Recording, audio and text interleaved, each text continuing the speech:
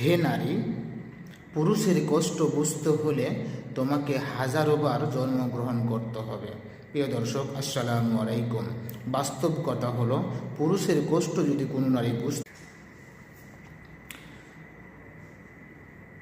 প্রিয় দর্শক, আসসালামু আলাইকুম। কোনো নারী যদি পুরুষের কষ্ট বুঝতো, তাহলে সেই পুরুষকে কখনো সে কষ্ট দিত না, আঘাত করত না, খারাপ আচরণ করত না।